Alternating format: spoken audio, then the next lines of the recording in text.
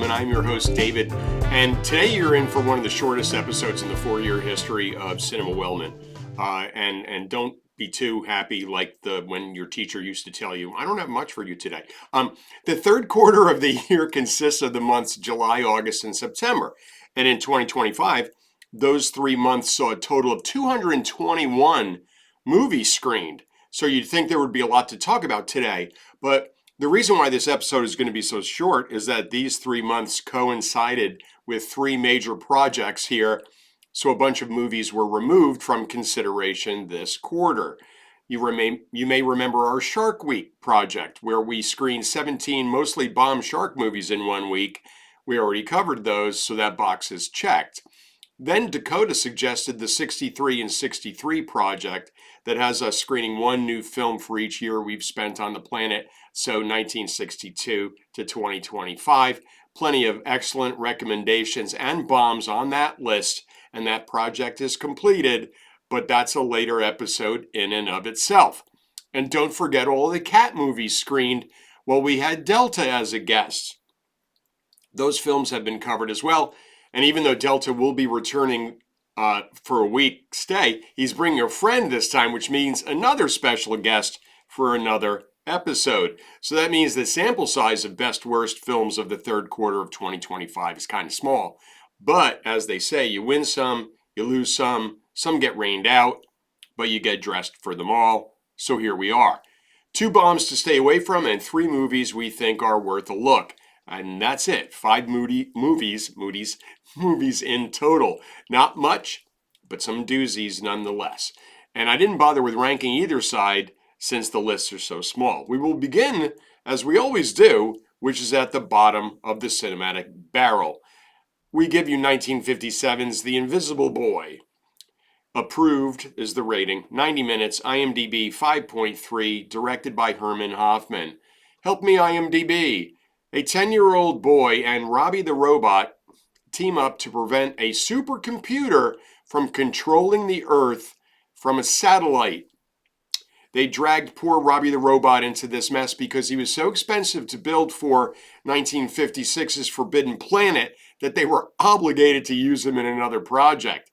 In this film, Robbie goes over Isaac Asimov's first law of robotics that forbids him to permit bodily injury to a rational being, and I really wish Robbie violated that rule and killed Timmy.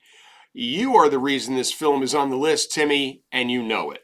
1 more bomb to go before a few good films you may actually like to see.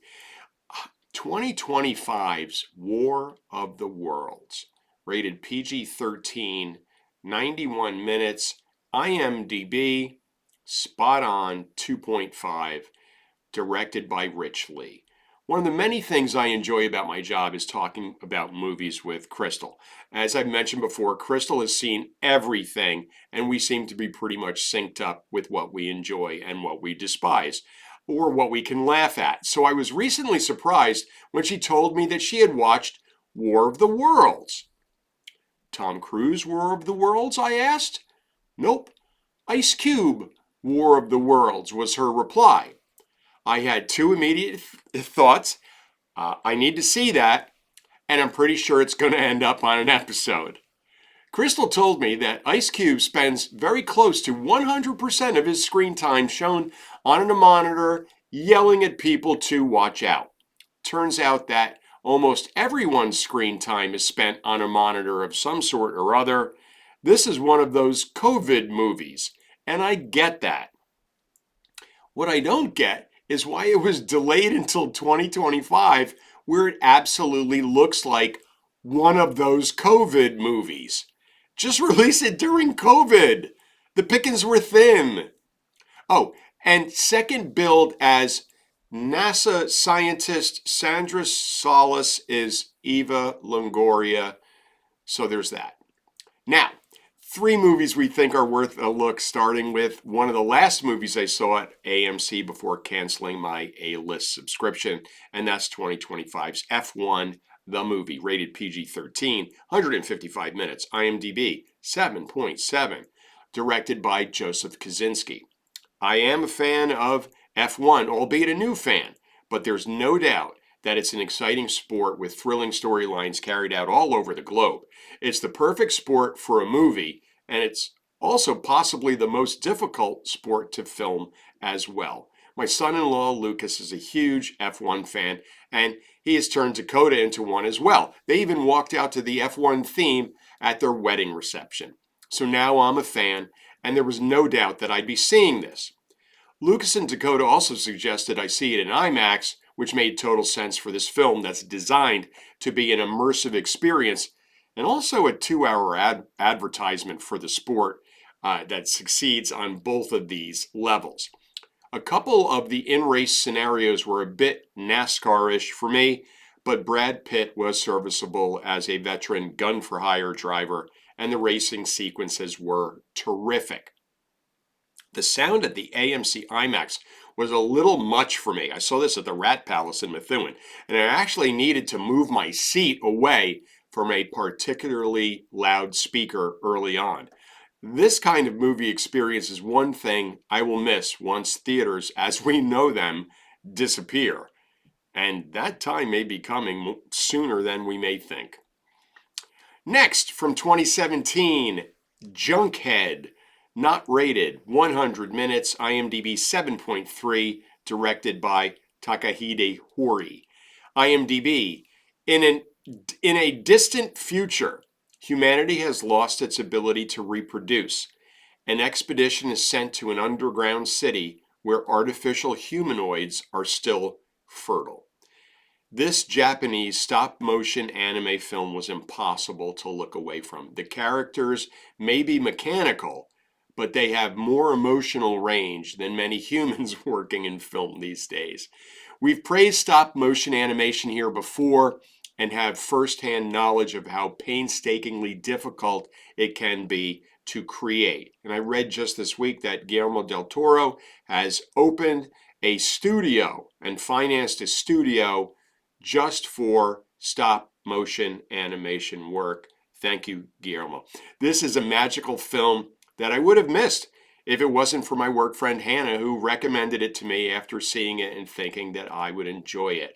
I love getting great movie recommendations from people I know. It's always fun comparing notes afterward.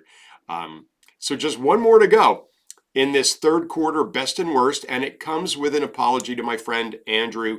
It's from 1970. It's Colossus, the Forbin Project, rated M. And that was a rating. 100 minutes, IMDb 7.1, directed by Joseph Sargent. IMDb says, thinking this will prevent war, the U.S. government gives an impenetrable supercomputer total control over launching nuclear missiles. What could go wrong? But what the computer does with the power is unimaginable to its creators. I swear that once AI helps seal the deal on the robot apocalypse, we will all look back at movies like this and boy, will we feel stupid. These movies are like a blueprint for the takeover. They told us exactly how it would happen, and we still couldn't see it coming. At any rate, this is a fun 70s spy thriller in which all of the computers you see are actual working computers. This movie was totally state of art at the time. The reason Andrew deserves an apology is that he was visiting during the 63 and 63 project and was at Cinema Wellman for the 1970 movie. Instead of screening this, which he would have enjoyed, I went off the board and went for Puffin Stuff, which will be in the bottom 5 episode when that project 63 and 63 is discussed. That was so bad. I am so sorry, Andrew. Well, that is a wrap from here at Cinema Wellman as we briefly recapped the best and worst of the third quarter of 2025. We hope you're with us next time as Delta is back for a visit along with one of his housemates who will get their very own episode. 16 movies were screened for that episode. Be seeing you then, and until then, take care.